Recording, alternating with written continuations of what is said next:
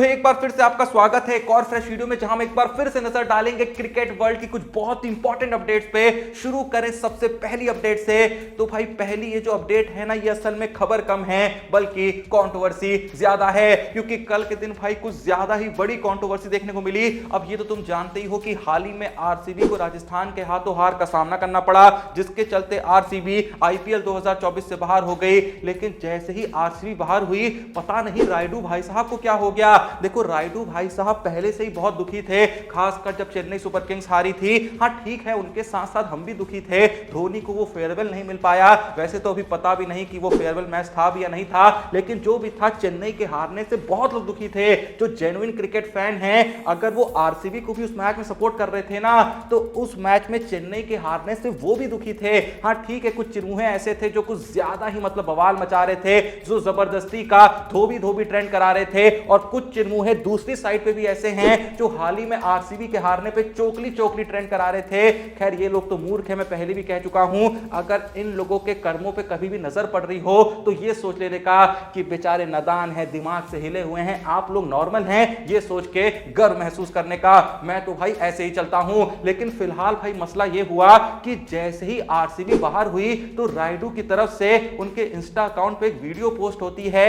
ये वीडियो होती है आईपीएल 2023 में जब सीएसके ने जीता था उसके बाद की, जब पूरी टीम जो है बस में ट्रेवल कर रही थी और इस बात का ऐलान कर रही थी कि भैया 5वीं बार चैंपियन बन गए हैं। तो उसी वीडियो को रायडू पोस्ट करते हैं और कैप्शन में लिखते हैं, just a reminder from 5 times champion. अब आरसीबी के बाहर होने के बाद जैसे ही रायडू की तरफ से ये वीडियो पोस्ट होती है, हर कोई ये समझ जाता है कि रायडू ये जो वीडियो पोस्ट कर रहे हैं, ये कहीं ना कहीं जो आरसीबी फैंस हैं उनको थोड़ा सा जलाने के लिए, उनकी थोड़ी सी सुलगाने के लिए पोस्ट कर रहे हैं। क्योंकि भाई आरसीबी की हार के बाद स्टार स्पोर्ट्स पे भी रायडू कमेंट्री के वक्त एक ऐलान करते हुए नजर आते हैं, जहां वो कहते हैं कि आरसीबी को इस बात को समझना होगा कि सिर्फ पागलों की तरह सेलिब्रेट करने से, सिर्फ जबरदस्ती का एग्रेशन दिखाने से आप ट्रॉफी नहीं जीत सकते हैं। उसके लिए आपको प्लेऑफ में भी अच्छा करना होता है। आरसीबी को तो ये लग रहा था कि चेन्नई को हरा दिया, अब बस ट्रॉफी जीत जाएंगे। यहां पे भी साफ साफ समझ आ रहा था कि आरसीबी ने जो चेन्नई को बाहर किया है आईपीएल प्लेऑफ से, उस बात से रायडू थोड़ा सा ज्यादा दुखी हैं, और वो जो उनका गुस्सा है वो इन बातों में निकाल रहे हैं। देखो बहुत लोग मेरी बात सुन के मुझको थोड़ा सा गाली दे सकते हैं, बहुत लोग मेरी बात से सहमत हो सकते हैं, लेकिन एक बात का यकीन तो देखो तुमको भी करना होगा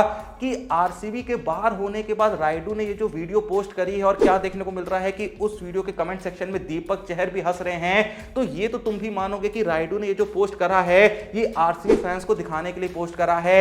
लेकिन यार क्या तुम्हें लगता है कि एक इंडियन प्लेयर के द्वारा जो ठीक ठाक इंडिया भी खेला है, अच्छे खासे वक्त तक आईपीएल खेला है, एक एस्टैब्लिश क्रिकेटर के द्वारा इस तरीके की पोस्ट डालना सिर्फ इसलिए कि वो एक फ्रेंचाइज के फैंस को ट्रोल करे, क्या ये सही है? भाई देखो मैं तो ये कहूंगा कि यार चेन्नई ने तो सब कुछ जीत रखा है, चेन्नई ने लगभग सब कुछ हासिल कर रखा है, 5 बार ट्रॉफी जीती है, 10 बार फाइनल में पहुंचे हैं, 2 बार चैंपियंस लीग जीती है।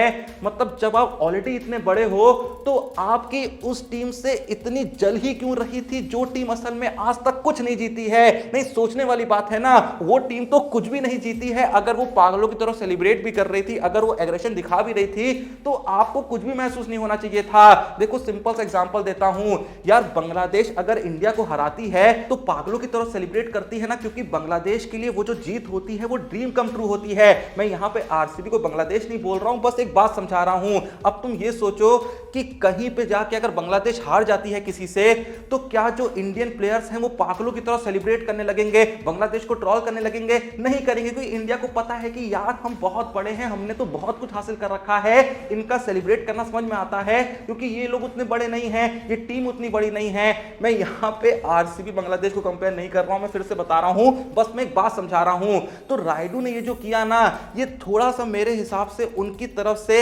एक इमेच्योर हरकत थी। आप लोग का इस बारे में क्या कहना है कमेंट सेक्शन में बता दीजिएगा। बहुत से सीएसके फैंस रायडू को यहां पे सपोर्ट कर रहे होंगे, जाहिर सी बात है, लेकिन अगर इस पूरे इंसिडेंट को एक जनरल पर्सपेक्टिव से आप देखें तो मेरे हिसाब से रायडू की तरफ से थोड़ा सा ओवर रिएक्शन हो गया। कुछ लोग कहेंगे भाई कोहली की तरफ से भी हुआ था, आरसीबी फैंस की तरफ से भी हुआ था। तो भाई देखो यार, वो लोग 6 मैच लगातार जीते थे, इतना अद्भुत कमबैक करा था, इस तरीके का सेलिब्रेशन निकल जाता है। तुम खुद होते अगर उस जगह पे, तुम भी पागलों की तरह सेलिब्रेट कर रहे होते। बस यहां पे दिक्कत क्या है ना कि चेन्नई फैंस इस सेलिब्रेशन को इसलिए नहीं समझ पा रहे हैं क्योंकि चेन्नई फैंस के लिए प्लेऑफ में क्वालिफाई होना, ट्रॉफी जीतना, ये सब बहुत बड़ी बात नहीं है। अगर चेन्नई का हाल कभी आरसीबी जैसा रहा होता ना तो चेन्नई फैन और चेन्नई वाले ये समझ पाते कि क्यों आरसीबी वाले उस तरीके से सेलिब्रेट कर रहे थे। खैर, जैसा मैंने कहा कि आप लोगों का इस पूरे ही इंसिडेंट के बारे में क्या टेक है, एक बार कमेंट सेक्शन में जरूर बताइएगा। अब इससे आगे बढ़े तो भाई देखो, तुमने भी एक बात जरूर नोटिस करी होगी कि जब इंडिया वर्ल्ड कप 2023 हारी थी और सेम टाइम पे हाल ही में जब आरसीबी आईपीएल से एलिमिनेट हुई थी तो विराट कोहली ने एक चीज करी थी कि कुछ स्टंप्स के पास जाते हैं और जाके हल्की सी उसकी बेस गिरा देते हैं। यही सेम चीज उन्होंने वर्ल्ड कप 2023 हारने पे भी करी थी। तो क्या तुम्हें पता है कि विराट कोहली ऐसा क्यों करते हैं? कल के दिन इस सवाल का जवाब खुद विराट कोहली के कोच ने दिया। अब इससे पहले कि मैं आपको वो जवाब दूं, आप लोग पहले मुझको मेरे एक सवाल का जवाब दें कि आज के दिन जो राजस्थान और एसआरएच के बीच मैच खेला जाना है, बहुत ही निर्णायक मैच, जो भी जीतेगा वो फाइनल में जाएगा। तो आपके हिसाब से इस मैच को कौन जीतेगा? आपका जवाब जो भी है वो तो कमेंट सेक्शन में बता ही देना। लेकिन अगर आप सच में जानना चाहते हैं कौन जीतेगा, सच में आप जानना चाहते हैं कि इस मैच में कौन सी टीम सबसे बेहतरीन परफॉर्मेंस देगी, कौन सा प्लेयर सबसे बेहतरीन परफॉर्मेंस देगा, कौन सा बॉलर सबसे बेहतरीन परफॉर्मेंस देगा, तो ये सारे जवाब आपको मिलेंगे एक ही जगह, प्रिंस भाई के टेलीग्राम चैनल पे, जिसका लिंक है डिस्क्रिप्शन और पिन कमेंट में। जहां भाई इस मैच की सारी प्रेडिक्शन या तो ऑलरेडी आ चुकी होंगी या फिर भाई मैच शुरू होने से पहले 100% आ जाएंगी। और मैच शुरू होने के बाद भी कई ऐसी प्रेडिक्शन आती हैं जिनका इस्तेमाल करके आप अलग अलग प्लेटफॉर्म से इतना पैसा छाप सकते हैं कि आप इमेजिन भी नहीं कर सकते। अगर आपको कुछ भी कंफ्यूजन है तो भैया कुछ तुम्हारा जा थोड़ी रहा है, फ्री में बस टेलीग्राम चैनल ज्वाइन करो, व्हाट्सएप नंबर दे रहा हूं, जाओ जाके अभी पूछो कि आज का मैच कौन जीतने वाला है। तुम खुद देखोगे दिन का अंत होने पे कि प्रिंस भाई ने क्या परफेक्ट प्रेडिक्शन दी है। तो टाइम मत वेस्ट करो, जल्दी जाओ व्हाट्सएप नंबर पे डीएम करो, वहां से एक्यूरेट प्रेडिक्शन उठाओ और उन प्रेडिक्शन के बेसिस पे परफेक्ट फैंटेसी टीम बना के एकदम परफेक्ट प्रेडिक्शन करके पैसा ही पैसा कमाओ। जल्दी जाओ भाई। हाँ, तो जैसा मैं आपको बता रहा था कि विराट कोहली की तरफ से अक्सर एक चीज नोटिस करी गई है कि जब भी उनकी टीम कोई मेजर मैच हारती है, कोई इंपॉर्टेंट मैच हारती है, तो उस मैच को हारने के बाद विराट कोहली स्टंप्स के पास जाते हैं और उसकी बेल्स गिरा देते हैं। कई लोग सोचते हैं कि हर बार कोई बड़ा मैच हारने पे विराट कोहली ऐसा क्यों करते हैं। तो कल के दिन विराट कोहली के कोच के द्वारा एक खुलासा किया जाता है कि देखो, एक वक्त पे जब ये एलईडी वाले स्टंप्स नहीं हुआ करते थे तो तुमने भी देखा होगा जब भी कोई टीम मैच जीतती थी तो स्टंप्स उखाड़ के भागने लगती थी। धोनी ना जाने कितने साल तक मैच जीतने के बाद एक स्टंप्स उखाड़ के ले जाते थे और पवेलियन जाके ही स्टंप्स को देते थे। तो इसी चीज में भाई विराट कोहली ने एक इन्वेंशन करी थी। उनका बस यूं ही मानना था कि जीतने पे जब स्टंप्स उखाड़ रहे हैं तो अगर कोई बड़ा मैच हम हार रहे हैं, कोई इंपॉर्टेंट मैच हार रहे हैं, तो बस वो अपने दुख को प्रकट करने के लिए स्टंप्स नहीं उखाड़ते थे, बस बेल्स गिरा देते थे। मानो वो अपने आप को ये कहना चाह रहे हो कि यार अगर ये मैच जीत गए होते तो मैं सिर्फ बेल्स नहीं गिरा रहा होता बल्कि बेल्स गिरा के स्टंप्स भी उखाड़ रहा होता। कुछ लोग को ये जो आंसर है बहुत ही वियर्ड और अजीब सा लग सकता है, लेकिन क्या करूं, यही रीजन दिया गया है। अब इससे आगे बढ़े तो देखो भाई, मैं जानता हूं कि अब भी बहुत से आरसीबी फैन होंगे जो आरसीबी के बाहर होने से काफी ज्यादा दुखी होंगे। लेकिन भाई देखो, मुझको जितना दुख इस बात का था ना कि आरसीबी जो है वो आईपीएल से एलिमिनेट हो गई है, उससे भी ज्यादा दुख और दर्द मुझको तब मिला जब ये आरसीबी का मैच खत्म होने के बाद हमारे सामने एक फुटेज आती है जिसमें क्या देखने को मिलता है कि जो एबीडी विलियर्स हैं जो कि इस मैच में कमेंट्री कर रहे थे, वो भाई आरसीबी की हार पे पूरे तरीके से मायूस हो जाते हैं, अपना सर नीचे कर लेते हैं और इसी के साथ एक बार वो फिर से साबित कर देते हैं कि वो कितने बड़े आरसीबीएन हैं। वैसे यहाँ पे मैं तुम लोगों को एक और बहुत ही इंपॉर्टेंट फुटेज दिखाना चाहूंगा। देखो, जब आरसीबी मैच हारी ना तो मैच खत्म होने के बाद जब पूरी आरसीबी की टीम ड्रेसिंग रूम में जाती है तो भाई उस ड्रेसिंग रूम से कल के दिन हमारे सामने एक वीडियो आती है। अगर आपने वो वीडियो नहीं देखी है तो वो पूरी की पूरी जो वीडियो है लगभग 3-4-5 मिनट की, वो पूरी वीडियो मैंने डाल के रखी है अपने टेलीग्राम चैनल क्रिकबाजी पे, जिसका लिंक है डिस्क्रिप्शन में, टॉप पे पिन करके रखी है। एक बार जाके वो वीडियो देखना, कसम से भाई, चाहे तुम आरसीबी फैन हो या नहीं हो, चाहे तुम आरसीबी को एकदम दिल से हेट ही क्यों ना करते हो, भाई इस वीडियो को देखने के बाद विराट कोहली के लिए भी तुम्हारी आंखों से आंसू टपकेंगे और आरसीबी के लिए भी तुमको इतना दुख होगा शायद जितना दुख तुमको आज तक नहीं हुआ। तो एक बार जाके हमारे टेलीग्राम चैनल क्रिकबाजी को ज्वाइन करके इस वीडियो को जरूर देखना, कसम से भाई तुम्हारे आंसू नहीं रुकेंगे। खैर, अब आगे बढ़े अपनी नेक्स्ट अपडेट की तरफ। तो कल के दिन स्टार स्पोर्ट्स के द्वारा टी20 वर्ल्ड कप हिस्ट्री की टॉप 10 लेजेंडरी नॉक्स यहां पे चूज करी गई और इस टॉप 10 लेजेंडरी नॉक्स में नंबर 1 पे है कोहली का 82 नॉट आउट जो उन्होंने पाकिस्तान के खिलाफ मारे थे। दूसरे पे है गंभीर के 75 रन जो उन्होंने पाकिस्तान के खिलाफ मारे थे। तीसरे पे है रोहित के 79 रन जो उन्होंने ऑस्ट्रेलिया इंडिया के खिलाफ मारे। चौथे पे है कोहली के 82 नॉट आउट जो उन्होंने ऑस्ट्रेलिया के खिलाफ मारे। फिफ्थ पे है सुरेश रैना के 101 रन जो उन्होंने साउथ अफ्रीका के खिलाफ बनाए। सिक्स्थ पे है कोहली के 72 नॉट आउट जो उन्होंने साउथ अफ्रीका के खिलाफ बनाए। फिर है युवराज के 58 जो उन्होंने इंग्लैंड के खिलाफ बनाए थे। फिर है युवराज के 70 जो उन्होंने ऑस्ट्रेलिया के खिलाफ बनाए थे। 9th नंबर पे है सैम्यूल्स के 85 नॉट आउट जो उन्होंने इंग्लैंड के खिलाफ बनाए थे। और 10th नंबर पे हैं गेल के 117 रन जो उन्होंने साउथ अफ्रीका के खिलाफ बनाए थे। भाई कमाल की बात यहां पे ये है कि जो टॉप 10 नॉक्स यहां पे चुनी गई है, टॉप 10 लेजेंडरी नॉक्स जो यहां पे चुनी गई है T20 वर्ल्ड कप हिस्ट्री की, इन टॉप 10 नॉक्स में जो टॉप 8 नॉक्स हैं वो एक इंडियन प्लेयर के द्वारा आई हैं। हाँ, मैं जानता हूं कि आप भी यही सोच रहे होंगे कि इन सारी नॉक्स का क्या फायदा जब हम एक T20 वर्ल्ड कप के बाद कुछ जीते ही नहीं। पर चिंता नहीं करने का भाई, क्योंकि कुलदीप यादव ने ऑलरेडी तैयारियां शुरू कर दी हैं T20 वर्ल्ड कप 2024 की। कल के दिन कुलदीप यादव पहुंच गए वृंदावन ब्लेसिंग्स लेने के लिए, आशीर्वाद लेने के ऊपर वाले से, जिससे वो T20 वर्ल्ड कप में कमाल की परफॉर्मेंस दे पाए और फाइनली भाई एक लंबे वक्त के बाद इंडिया को एक और आईसीसी ट्रॉफी जितवा पाए। वैसे भाई जहां बात निकल ही आई है T20 वर्ल्ड कप 2024 की, तो मैं बताना चाहूंगा कि कल के दिन आईसीसी के द्वारा जो T20 वर्ल्ड कप में इंडिया और पाकिस्तान के बीच मुकाबला खेला जाना है उसका पोस्टर जारी किया जाता है।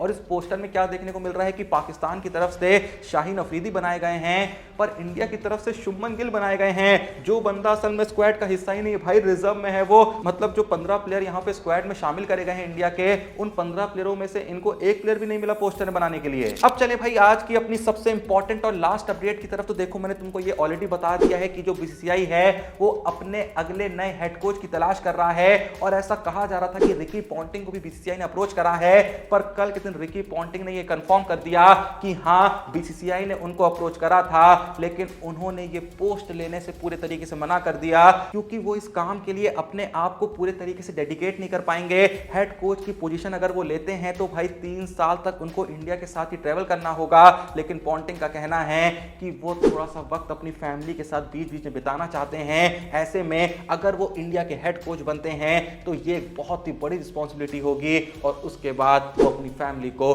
बिल्कुल ही वक्त नहीं दे पाएंगे, जिसके चलते उन्होंने बीसीसीआई को मना कर दिया है। वैसे आरसीबी की हार के बाद जब आरसीबी के coach Andy flower press conference में पहुंचे थे तो उनसे ही पूछा गया था कि जो इंडिया वाले हैं, जो बीसीसीआई वाले हैं, वो एप्लीकेशंस ले रहे हैं इंडिया के अगले हेड कोच के लिए, तो क्या आप अप्लाई करने वाले हैं? तो इसका जवाब देते हुए एंडी फ्लावर कहते हैं कि नहीं, वो इंडिया की हेड कोच पोजीशन के लिए अप्लाई नहीं करने वाले हैं, वो फ्रेंचाइज लीग में ही कोचिंग करते रहेंगे। लेकिन भाई मैं यहाँ पे तुमको एक अंदर की खबर देना चाहूंगा कि स्टीफन फ्लेमिंग की भी अब बहुत ही कम चांसेस लग रही हैं कि वो इंडिया के अगले हेड कोच बनेंगे, क्योंकि उनका स्केड्यूल सच में कुछ ज्यादा ही हेक्टिक है। तो ऐसे में माना जा रहा है कि गौतम गंभीर की सबसे ज्यादा चांसेस हैं कि वो इंडिया के अगले हेड कोच बने। पर भाई मेरे को पता नहीं ऐसा क्यों लग रहा है कि केकेआर वाले पूरा जोर लगा देंगे कि गौती भाई प्लीज मत जाओ, प्लीज मत जाओ। लेकिन कहीं ना कहीं मुझे ये भी लगता है कि बात यहाँ पे किसी फ्रेंचाइज की नहीं है, बात यहाँ पे इंडिया की है। तो केकेआर भी यहाँ पे थोड़ी सी समझदारी तो दिखाएगी और मेरे हिसाब से गौती भाई को